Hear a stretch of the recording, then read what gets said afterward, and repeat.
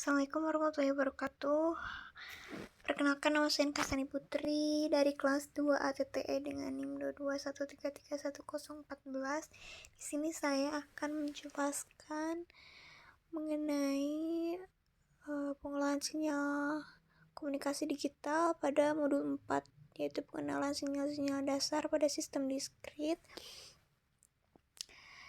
Sebelum saya menjelaskan, saya akan melihat soal terlebih dahulu. Nah, di sini diperintahkan pada nomor 1, pembangkitan sederet sinyal beramplitudo 1, unit sampel. Itu jalankanlah program Octave dan bukalah file kosong yang baru. Tulislah program di bawah ini. Nah, kebetulan saya sudah menulisnya di sini, jadi tinggal copy paste saja. Salin.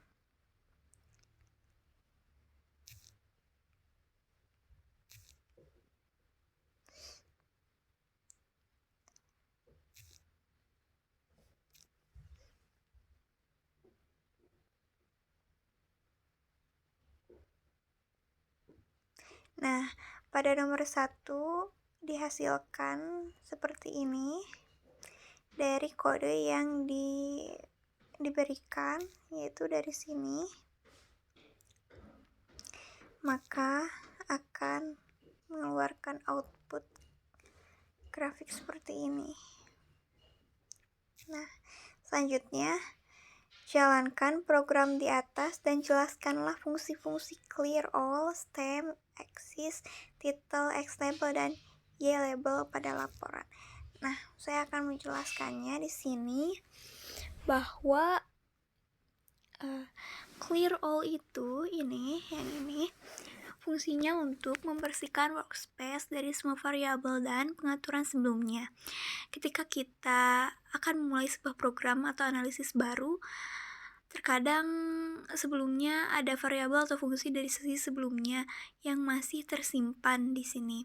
Jadi dengan menggunakan clear ini, kita memastikan bahwa kita memulai dengan workspace yang bersih dan menghindari kebingungan atau kesalahan yang disebabkan oleh variabel yang tidak diinginkan sebelumnya. Dan stem di sini itu, nah yang ini. Stem merupakan fungsi yang digunakan untuk membuat plot stem yang memvisualisasikan data diskrit dengan menempatkan marker. Biasanya berupa lingkaran atau segitiga. Nah, tapi di sini lingkaran ya. Di atas sumbu horizontal yang mewakili nilai-nilai data. Nah, ini. Itu merupakan stem. Stem itu sangat berguna ketika ingin menyoroti nilai-nilai spesifik dalam urutan diskrit, seperti deret waktu atau deret simple. Selanjutnya, dipertanyakan axis yang ini. Fungsi axis ini digunakan untuk mengatur batas sumbu pada plot. Ini memungkinkan kita untuk menyesuaikan jangkauan sumbu X dan Y agar sesuai dengan data yang ditampilkan. Dalam contoh, axis ini, axis negatif 10, 20, 0, 1,2 mengatur batas sumbu X dari negatif 10, nah ini, hingga 20. Nah, ke sini. Jadi, axis itu fungsinya untuk menampilkan ini. Dan batas sumbu Y dari 0 hingga 1,2. Nah, dari 0 sini hingga 0,2. Dari 0 sini hingga 1,2. Nah, di sini 1,2-nya. Memastikan plot sesuai dengan rentang data yang diinginkan. Nah, sedangkan title, fungsi title ini digunakan untuk menambahkan judul pada plot. Hal ini membantu dalam memberikan konteks atau informasi tentang apa yang direpresentasikan oleh plot tersebut. Dalam contoh, nah di sini judulnya sederetan sinyal sampel beramplitudo 1. Itu memberikan informasi yang ditampilkannya. Jadi seperti ini yang di atas. fungsi title tuh untuk itu. Selanjutnya X label dan Y label. Oke. X label di sini dan Y label sama fungsinya, yaitu digunakan untuk menambahkan label pada sumbu X dan Y secara berturut-turut. Label-label ini memberikan informasi tentang apa yang direpresentasikan oleh setiap sumbu. Dalam contoh, waktu N. Nah, di sini. Waktu N digunakan sebagai label sumbu X untuk menunjukkan bahwa sumbu tersebut mewakili waktu, sedangkan amplitudo di sini digunakan sebagai label sumbu Y untuk menunjukkan bahwa sumbu tersebut mewakili amplitudo atau tingkat sinyal. Sudah jelas? Saya akan lanjut ke nomor 2.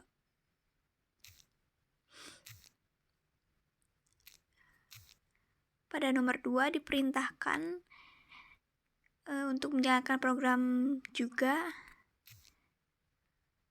Nah, ini nomor 2.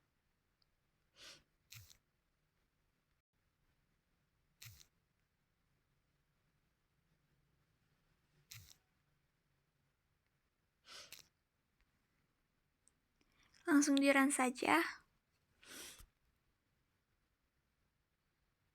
Nah, hasil nomor 2 seperti ini. Dan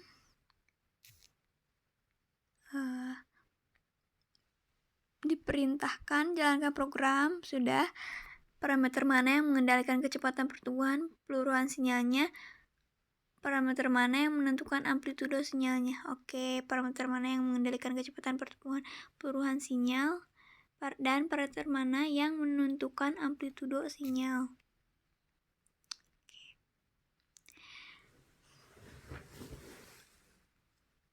Parameter A mengendalikan kecepatan. Nah, parameter A ini mengendalikan kecepatan pertumbuhan peluruhan sinyal, sementara parameter K yang ini menentukan amplitudo sinyalnya.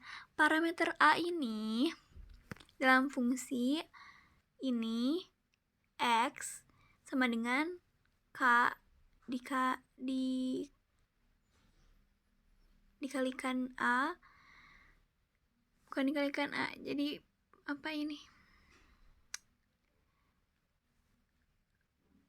Menentukan yang ini tuh menentukan faktor pembesaran atau penyusutan nilai sinyal setiap kali nilai N yang ini bertambah 1.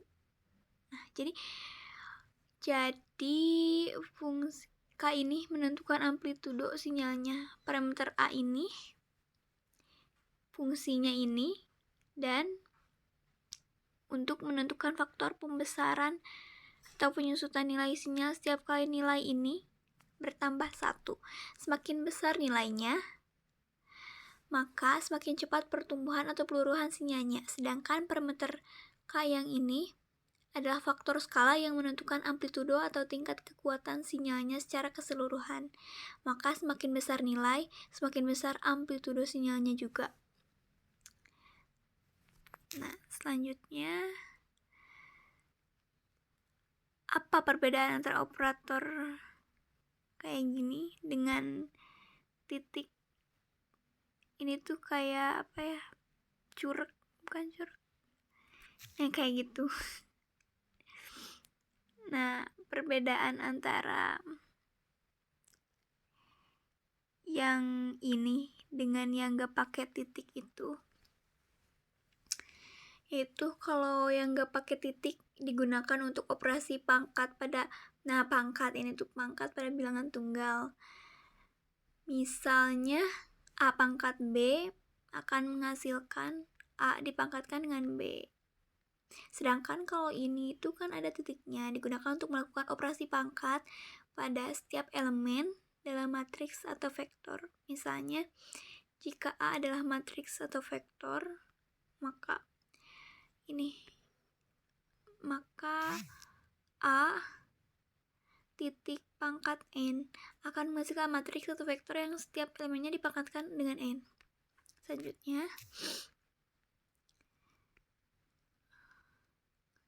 yang E, bila parameter A diubah menjadi 0,9 dan K menjadi 20, apa yang terjadi pada sinyal luarannya? Bila parameter A diubah menjadi 0,9 dan K menjadi 20, apa yang terjadi pada sinyal luarannya? Baik. Jika parameter A diubah menjadi 0,9 dan K diubah menjadi 20, sinyal keluarnya akan mengalami perubahan, yaitu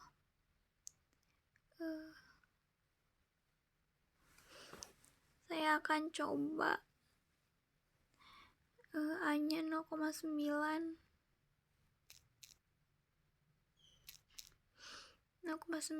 K-nya menjadi 20,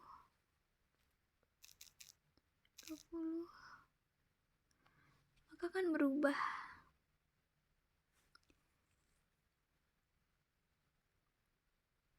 Nah, jadi terbalikan.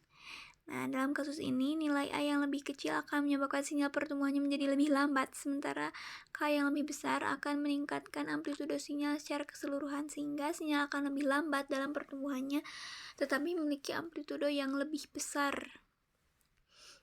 Selanjutnya, berapa panjang deretan sinyal ini dan bagaimana cara mengubahnya? Oke. Panjang deretan sinyal ini adalah 36 karena N. Nah, karena N itu 0 banding 35, maka deretan sinyalnya 36. Untuk mengubah panjang deretannya itu dengan mengubah nilai maksimum dari N sendiri. Misalnya, jika ingin memiliki deretan sinyal yang lebih pendek atau lebih panjang, kita dapat mengubah nilai maksimum N sesuai kebutuhan kita. Oke. Selanjutnya, nomor 3, diperintahkan untuk menjalankan program juga.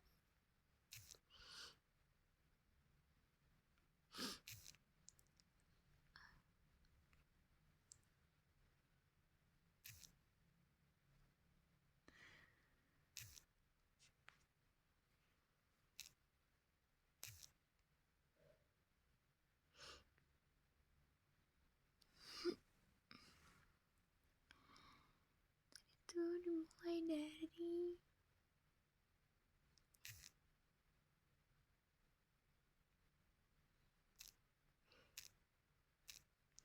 langsung saja dijalankan.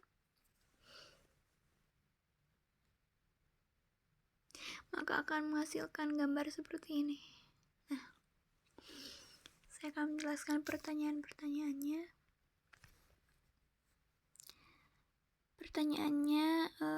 Jalankan program sudah.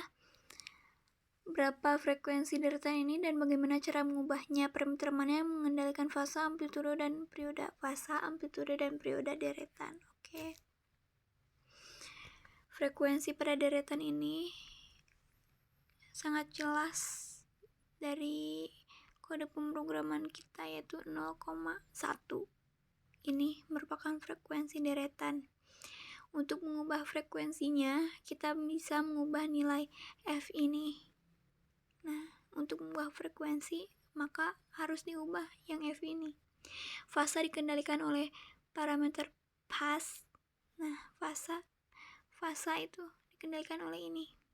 Nah, fasa. Nah, ini tuh merupakan fasa. Jika kita ingin mengendalikan fasanya, maka harus mengubah ininya. Amplitudo oleh ini, dan perioda oleh kebalikan frekuensi 1 banding F. Oke. Berapa panjang deretan ini dan bagaimana cara mengubahnya? Oke. Panjang deretan ini adalah 41 ya? Oh ya, itu 41. Karena N mulai dari 0 hingga 40. Jadi 41 kan. Kalau tadi kan 0 banding 35, berarti panjang deretannya 36, sedangkan ini 0:40, berarti panjang deretannya adalah 41. Untuk mengubah panjangnya, kita bisa mengubah batas N ini. Oke. Yang E, uraikan fungsi perintah grid. Oke. Fungsi perintah grid dalam ini digunakan untuk menampilkan garis-garis koordinat di atas plot sebagai panduan visual. Ketika fungsi grid dijalankan dengan argumen on, maka garis-garis ini akan ditampilkan garis-garis yang membantu dalam perkembangan nilai data, memudahkan dalam membaca grafik, dan mempertahankan keseragaman dan presentasi data. Oke, yang F, ubahlah program di atas sehingga dapat dihasilkan sinyal sinusoidal dengan frekuensi 0,5 dan tampilkan, kemudian ubah lagi programnya untuk menghasilkan sinyal yang frekuensi 0,01. Oke, jadi diperintahkan untuk mengubah program dengan frekuensi 0,5. Oke, 0,5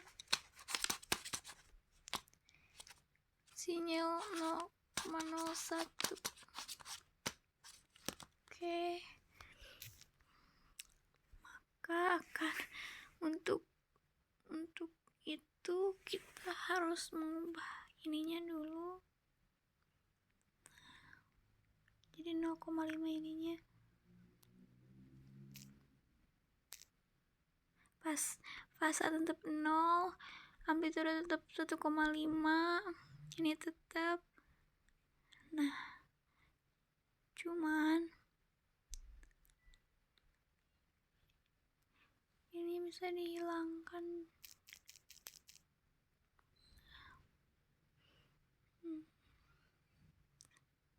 Ininya grid on,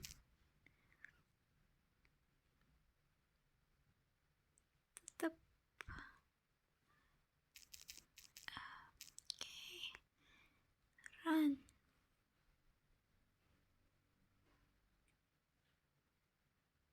Maka akan menghasilkan seperti ini.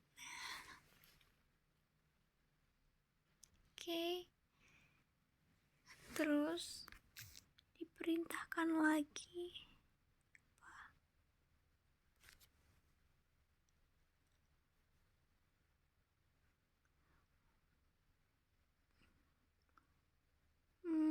frekuensi 0,01, frekuensinya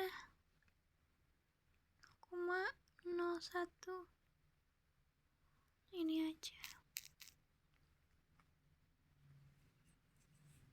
Oke. Nah, seperti ini. Kalau yang tadi itu kayak sejajar gitu ya, di sini, dari sini ke sini, dari sini ke sini. Sedangkan ini seperti gelombang gitu. Nah, untuk perbedaan spesifik antara gambar yang tadi dan yang ini pada kode program pertama, yaitu dengan frekuensi 0,5 Hz, gambar sinyal akan menunjukkan gelombang yang berayun lebih cepat karena frekuensinya lebih tinggi. Periode gelombang akan lebih pendek, yang berarti bahwa terdapat lebih banyak gelombang yang ditampilkan dalam interval waktu yang sama. Gelombang juga akan memiliki lebih banyak osilasi di dalam satu periode sehingga tampak lebih padat. Sedangkan kode program yang kedua yang ini, dengan frekuensi 0,01 Hz, gambar sinyal akan menunjukkan gelombang yang berayun lebih lambat karena frekuensinya lebih rendah. Nah, ini tuh tandanya ayunannya lebih lambat, sedangkan yang tadi tuh lebih cepat ya karena sejajar gitu. Periode gelombang akan lebih panjang, yang berarti bahwa terdapat lebih sedikit gelombang yang ditampilkan dalam interval waktu yang sama. Gelombang ini akan memiliki lebih sedikit osilasi di dalam satu periode sehingga tampak lebih jarang. Dan demikian perbedaan keduanya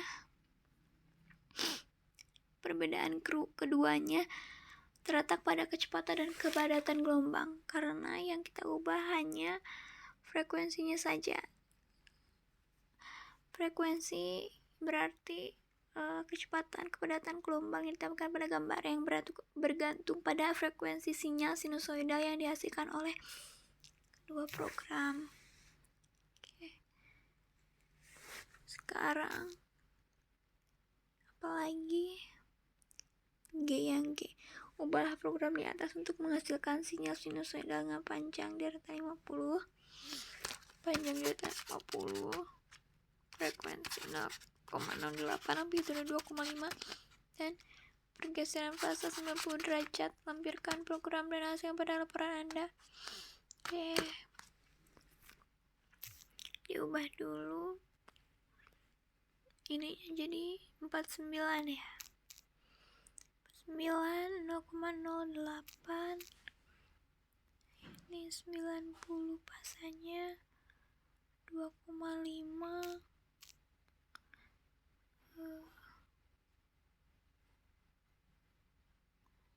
Ini juga diubah.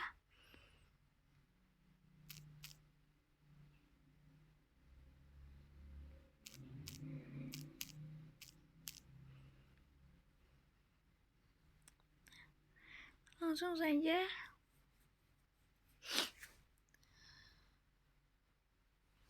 Nah, seperti ini.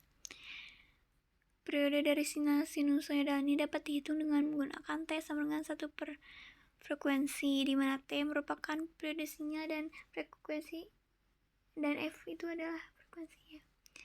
Dalam kasus ini, F sama dengan 0,08, jadi T sama dengan 1 dibagi 0,08.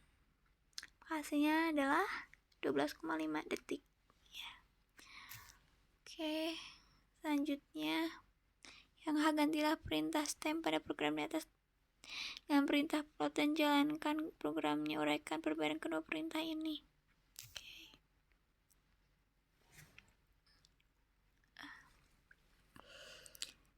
Jika kita menggunakan stem maka akan seperti ini ya. Dan sebaliknya, jika kita menggunakan plot yang berarti di sini ya.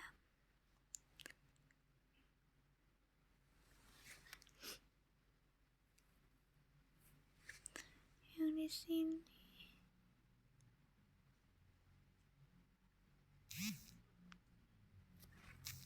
Oh iya kah? Sebentar.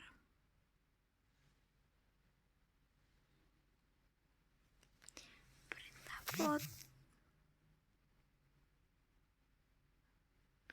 plot berarti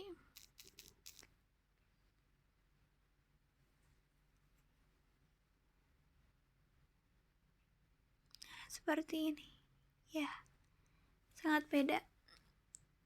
Mengapa berbeda dari kedua program tersebut yang tadi dengan yang ini? Yaitu jelas sangat berbeda ya. Hasilnya adalah jika kita menggunakan stem maka kita akan lihat diagram batang yang menyoroti titik-titik yang ada bulut-bulutnya itu yang tadi. Sedangkan sebaiknya jika hanya menggunakan plot maka akan melihat grafik garis dari data terhubung oleh garis lurus antara titik-titik data.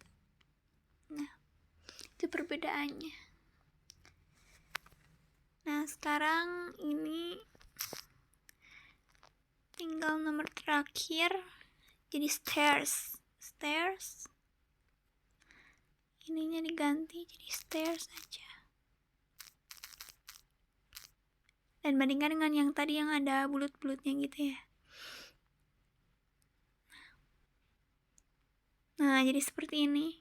Jika menggunakan stem, kita akan melihat diagram batang yang menunjukkan titik-titik yang bulat-bulat itu sebagai data individu sebagai batang vertikalnya. Sedangkan jika kita menggunakan stairs, maka kita akan melihat diagram tangga yang menunjukkan perubahan nilai data pada titik-titik tertentu dengan tangga sebagai tangga dengan langkah-langkah horizontal dan vertikal. Nah, jadi perbedaannya itu. Jika kita menggunakan stem, maka akan memperlihatkan diagram batang yang menyoroti titik-titik dengan yang bulat-bulat itu pada sumbu X-nya. Sedangkan jika plot, hanya plot saja, maka akan hanya memperlihatkan grafik garis dari data yang terhubung. Sedangkan kalau stairs yaitu memperlihatkan diagram tangga. Nah, itu perbedaannya. Jadi bisa disimpulkan bahwa dari semua ini, dari nomor awal sampai akhir, saya simpulkan bahwa fungsi-fungsi grafik seperti stem plot, plot, dan stairs plot digunakan untuk memvisualisasikan data dalam pemrosesan sinyal. Stem plot gunanya untuk menampilkan sinyal diskrit dengan tanda batang pada titik diskrit dengan menampilkan titik-titik data individu sebagai batang vertikal pada sumbu X-nya. Plot digunakan untuk menampilkan sinyal kontinu dengan menghubungkan titik-titik data dengan garis lurus atau kurva, sedangkan stairs plot berguna untuk memvisualisasikan data yang berubah secara diskrit dengan menunjukkan perubahan nilai data pada titik-titik diskrit dengan menggunakan tangga-tangga seperti ini. Fungsi axis digunakan untuk mengatur skala dan rentang sumbu pada plot agar sesuai dengan data yang ditampilkan. Dengan menggunakan kombinasi fungsi-fungsi semua ini, maka akan kita dapat memvisualisasikan dan menganalisis berbagai jenis sinyal dan data dalam pemrosesan sinyal. Gambar sinyal yang dihasilkan tergantung kode pemrograman yang kita tuliskan. Baik, terima kasih. Cukup sekian penjelasan dari saya. Mohon maaf bila ada kesalahan. Terima kasih. Wassalamualaikum warahmatullahi wabarakatuh.